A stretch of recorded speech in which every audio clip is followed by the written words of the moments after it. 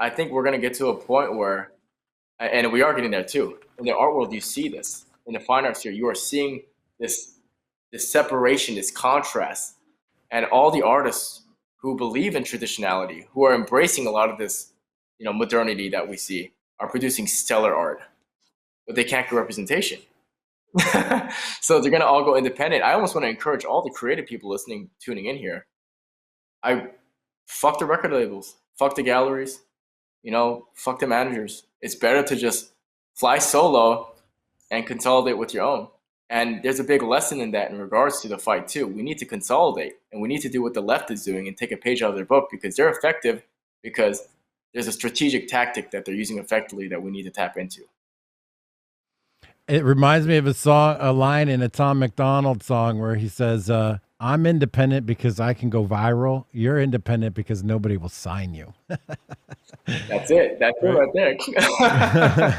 Yeah. I remember, Jack, when I got canceled by all these Lower East Side galleries. They pretty much told me, like, you're still salvageable. You can come back in, this, that, and the other. I'm like, are you kidding me? Like, if I do that, I'll never get any work anywhere. And I know what they're trying to do, but even before I was working with the galleries, I already had like a solid base of collectors, and I was looking at them, and they're all like pretty much alpha males. They're all like military veterans with entrepreneurial spirit. They're like some MMA guys. Like, they're all people who aren't looking to be brainwashed by the state. And that's a pattern there. You know why? Because I'm painting the sacred. I'm painting something that, it takes gonads to lift heavy weight and to train, but it also takes gonads to look within, right? So that's a quality that requires discipline. And because my painting is an installation of this discipline, it can't help but connect, I think. I love it. I'm reminded of this, a new Twitter follower mutual I have, Athenian Stranger. Very clearly a well-considered philosopher. I sat in on a Twitter Spaces he did about Strauss and Jaffa and traditional, philosophy and ancient virtues and such, and how they translate into modern times. And then I started clicking around, and there's images of him wearing a Rogue shirt in the gym, and he's jacked, dude. He's jacked. And I was like, this is a guy I gotta get to know, because I think in order to be, and I'm living this, I'm trying my best, in order to truly be a leader in this movement, whatever you want to call it, you got to do the whole thing. It's the whole package. You gotta have your body together. You gotta have your brain together. You gotta have your soul together. You gotta have your emotions together. And if you can integrate those four, man, this is a tough challenge, right? Like, I feel like in the past you could get by with just one or two of those. You could still be a happy, productive, citizen. But today, in order to be a leader, you got to be a Renaissance man, and you got to be integrated in all those four areas: mind, body, soul, and your emotions, integrated. And is it interesting, Jack, when you describe those four different frameworks about being in shape and all? You just described the book King, Warrior, Magician, Lover. You need to have some sort of leadership in your life. You need to be in shape, some kind of physical tension, the warrior. You need something creative, you're a writer, the magician, and the lover. You need to also be an example in that regard. It's interesting. And this is why the archetypal truths are important. You need to embody it, but holistically. And I mean, I do it for selfish reasons. It's a fulfilling way to live, but it also makes you a damn good example. Indeed. Why not? Indeed. And that's what I didn't understand about virtue in the past. It sounded to me like a prison.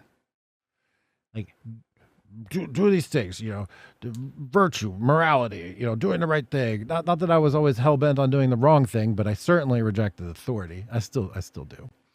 But it seemed like it was about deprivation. It seemed like it was about keeping you away from the good stuff. But I have come to realize through my own stubborn, hard-headed kicking and screaming, even because people will tell you this point blank, it's written, it's very simple. If you lead a virtuous life, it's actually the key to unlocking the good life. And life actually gets easier and better. It's better that way. I just didn't know that. And I don't know if that was a product of like bad education, a lack of education, poor role models in my life. But virtuous living to me sounded horrible. That sounded awful. And now I understand it's like the cheat code to being fulfilled. And being fulfilled and actualized is way better than being satisfied, right? Like the pleasures of the body could only be temporarily satisfied. I'm more interested in how do I fulfill my soul today. Amen, brother. And it's a wild experience. And have you always felt this way too, or what was your Well, evolution? I think that a lot of it wasn't. I mean, I was lucky in the fact that I fell in love with the discipline very early, and I think is that's not up to me. We'll call that God. We'll call that, I discovered something that my heart resonated with. So I think I got lucky in that regard. But then there's also the good parents don't hurt, you know.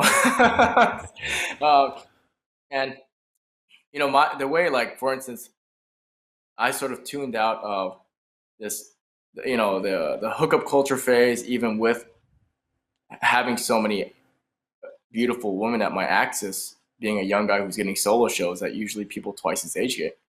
Like, I think was the fact that I never felt like I had to explain what makes, things that make me happy. And I've sort of sensed like a logical fallacy of voting as a conservative and speaking of social cohesion whilst participating up in hookup culture. And I think this is the biggest challenge I see in the manosphere, actually. I think that's a contradiction. And I think they're blindsided and they're only half correct, because they are correct that masculinity is conservatism, but I think that they're also missing the point by telling men to use women as emotional punching bags because they're afraid of intimacy. I agree. Yeah, it's a big challenge that I felt, and I think that in conjunction to the fact that I just loved what I do. I mean, I love painting. Like, I love making art. Like, that sort of was my saving grace. Like, I don't need to hurt anyone, and I can be having a great time by myself mixing colors. What the hell? You know what I mean? Mm-hmm. But I will say, I think that ritually defined age, when young people see this order and they're being told, hey, this is the way to go. This is why guys like you, Cernovich, you guys are passing the torch for saying, no, it's not like a wagging finger thing. It's actually much more fun. And that's the beautiful thing about it, because now you can present it that way. And I've been trying to do that with my art, like all the spiritual imagery, but with the colors of like a bag of Skittles or something. I'm trying to make wisdom sexy. You know what I'm saying? So, because like I was contacted by this young guy. He goes, look, I have your work as my wallpaper on my phone, and I love the colors you're using. It's explosive. And then I'm like, yeah, but you've also been looking at like an image of Christ for like how many months now? You see what I'm saying? Feel that. So I'm trying to package that with the aesthetics.